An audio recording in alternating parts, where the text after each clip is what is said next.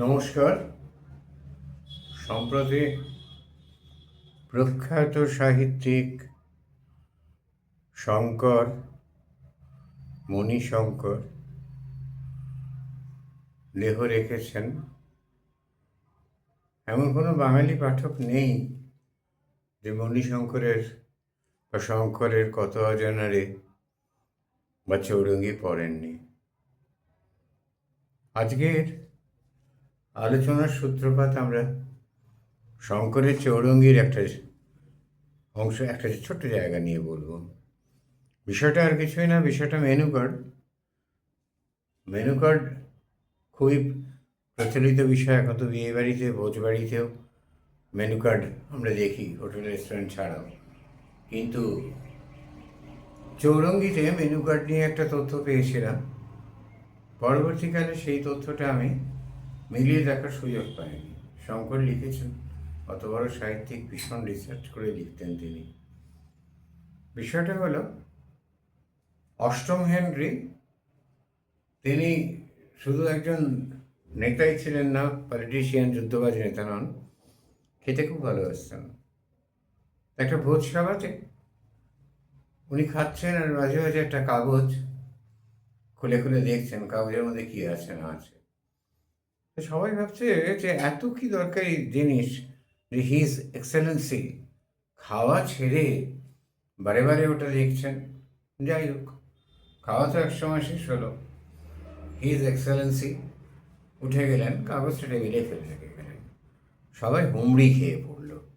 এবার তো দেখতে হয়, ও মা, কাগজের উপরে সেদিন গৃহস্বামী যা যা খাওয়াবেন কালি কলমে লিখে দিয়েছেন।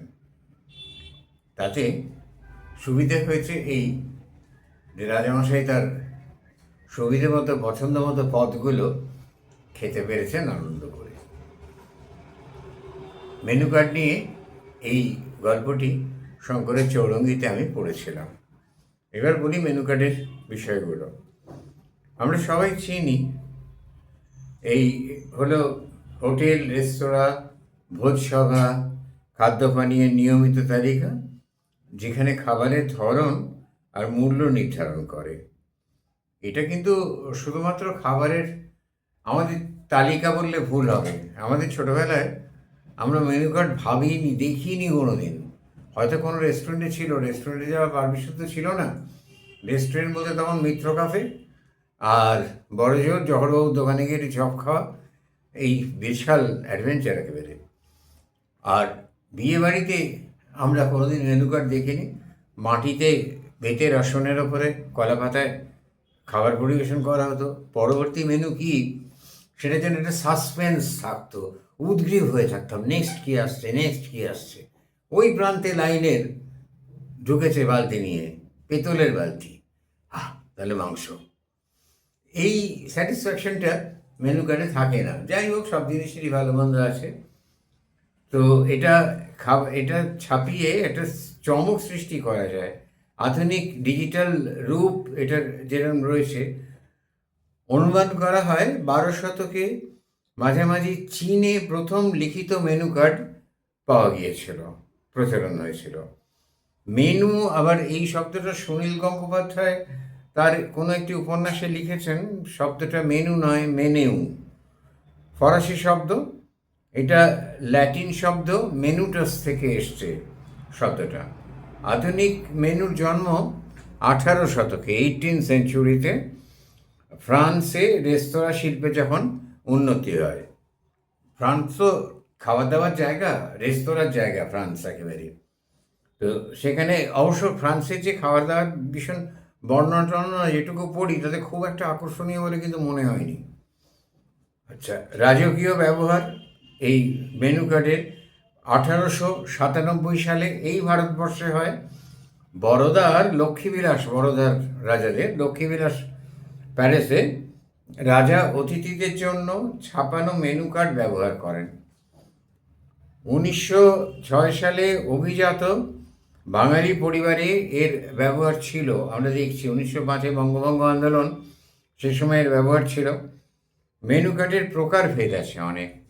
যেমন একটা হচ্ছে ফিক্সড মেনু কার্ড, এই ফিক্সড মেনু কার্ড হলো এখানে নির্দিষ্ট মূল্যে নির্দিষ্ট খাবারের কতগুলো সেট থাকে। যেমন ভেজিটেবল থালি নিলে এই হবে, চিকেন নিলে এই পাওয়া যাবে, এই কোনো পরিবর্তন হয় না। মানে আমি চিকেন নেবো কিন্তু ওটা খাবো না, দাম দিতে হবে, নষ্ট হবে সেটা। এই ধরনের একটা ফিক্সড মেনু কার্ড, এটা খুব চালু। আলা কার্ট, এটা একটা মেনু কার্ডের, প্রতিটি খাদ্যের আলাদা আলাদা দাম থাকে এবং ইচ্ছে মতো বেছে নিতে পারা যায় যে আমি এই 2 নম্বরটা দিন, 3 নম্বরটা দিন, 1 নম্বরটা দিন, এরমভাবে আমরা নিতে পারি। আচ্ছা, এরপরে হচ্ছে টেবিল ডি হোট। এটি সম্পূর্ণ টেবিল ডি হোট, এটা সম্পূর্ণ আহারের জন্য একটি নির্দিষ্ট মূল্য এতে থাকে কয়েকটা ডিশে, যেমন মোগলাই ডিশ, বাঙালি ডিশ, ইংলিশ ডিশ, জাপানি ডিশ, এইগুলো 10-12টা ডিশ আছে বা তার থেকে কম, 4-5টা যেরকম রেস্টুরেন্টের সামর্থ্য।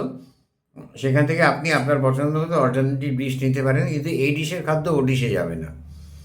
আর ডিজিটাল মেনু কার্ড, এখন কিউআর কোড আর ট্যাবলেটের মাধ্যমে, এটা মশাই আমি বুঝি না, সব কিছু ডিজিটাল এরকম ফস করে তুলে ধরা, আমি এটা বুঝি না। আমি ডিজিটাল বেরিয়েছে এই পর্যন্ত শুনেছি।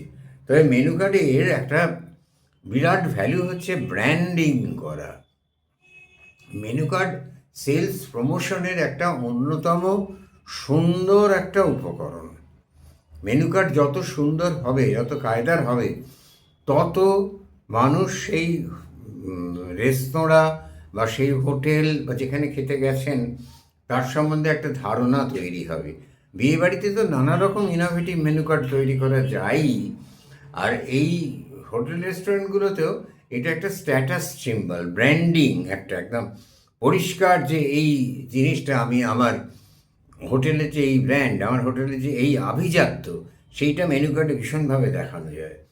মেনু কার্ডে স্পষ্ট ফন্ট হওয়া উচিত, কায়দা করে কিছু লেখা না, একেবারে এত সুন্দর করে লেখা হবে যাতে অ্যাট এ গ্লান্স পড়া যায়।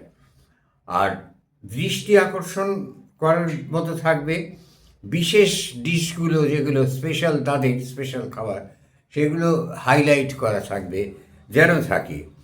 আর ছবির ব্যবহার করতে পারলে তো তুলনাহীন হয়, ছবি দিলে আরও ভালো হয়। এবং শ্রেণীভাগ করা থাকবে, vegetarian, fish preparation, mutton, chicken, mixed, Chinese, আমি জাপানিজ কোনো রেস্টুরেন্টে দেখিনি কিন্তু, মোগলাই, এরকম করে আলাদা আলাদা করে বিভিন্ন পেজে বিভিন্ন খাদ্যের ডেসক্রিপশন থাকবে। আরে একটা জিনিস কেন করে না কলকাতার রেস্টুরেন্টগুলো, আমি ভাবি, বাংলা মেনু কার্ড কেন করে না? ভীষণভাবে আকর্ষণীয় হতো, মানুষ অবাক হয়ে দেখতো বাংলা মেনু কার্ড। বাংলায় যে কেন মেনু কার্ড করে না, সব জিনিস ইংরেজিতে। কলকাতা কসমোপলিটন শহর, আমি মানছি, তুমি অল্টারনেটিভ ইংরেজি রাখো। যদি কারোর পছন্দ হয় সে বাংলা পড়তে না জানে, বা যদি খুব কায়দার হয় বাঙালি, আর বাংলাটা তেমন আসে না, তাহলে সেই বাংলাটা তেমন আসে না লোককে ইংরেজি কার্ড দেওয়া যেতে পারে। কিন্তু বাংলায় যদি কার্ডগুলো রাখা যায়, মানে মুড়ি ঘন্টকে বানান করে MURI লিখলে যা ইম্প্যাক্ট হয়, বাংলায় মুড়ি ঘন্ট লিখলে ইম্প্যাক্টটা অনেক বেশি হয়। ইম্প্যাক্টটা অনেক বেশি হয় বাংলায় মুড়ি ঘন্ট লিখলে। নারকোল দিয়ে ছোলার ডাল বা মালাই কারি, কথাটা ইংরেজিতে বানান করে লিখলে যা ইম্প্যাক্ট হয়, বাংলায় মালাইকারি লিখলে, এবং তার সঙ্গে যদি একটু ইনোভেটিভভাবে ভেবে একটা চিংড়ি মাছের গায়ে লেখা মালাইকারি, এরমভাবে একটু খরচা করে, মেনু কার্ড তো লোকে নিয়ে যাবে না, বারবার চেঞ্জ, মানে পাতে খাওয়ার পরে রেখে যাবে, সে আবার অন্য লোককে দেওয়া যাবে। এরকমভাবে যদি করা যায়, তাহলে বিষয়টা প্রচণ্ড ভালোভাবে এই বিষয়টা মানুষের দৃষ্টি আকর্ষণ করে। মেনু কার্ড একটা রেস্টুরেন্টের সম্মান জায়গাটা বোঝাতে মেনু কার্ড একটা অত্যন্ত প্রয়োজনীয় জিনিস। আর এই এখন তো বিয়েবাড়িতেও মেনু কার্ড চালু হয়ে গেছে, এবং মেনু কার্ডের শেষ আইটেম থাকে পান। পান মানে প্রস্থান, এবার হয়ে গেছে আমাদের, এবার দয়া করে জায়গাটা ছাড়ুন। তো এক মেনু কার্ড আমরা খুব তুচ্ছভাবে দেখি, কিন্তু তুচ্ছ না, এটা ব্র্যান্ডিং, বা এটা অসম্ভবভাবে সেলস প্রমোশনের একটা অঙ্গ। আর যদি কোনো রেস্তোরাঁ মালিক বা হোটেলের মানুষ বা সংশ্লিষ্ট কোনো ব্যক্তি আমার এই ভিডিওটা দেখেন, তাকে আমি অনুরোধ করব যে তিনি যেন বাংলায় অ্যাকসেপ্ট মেনু কার্ড ছাপিয়ে দেখুন। আমার ধারণা ভীষণভাবে পপুলারিটি পাওয়া যাবে এবং প্রচুর লোক দেখবে। বাংলা ভাষাটা কিন্তু অপূর্ব ভাষা, অবহেলা করার মতো নয়। নমস্কার।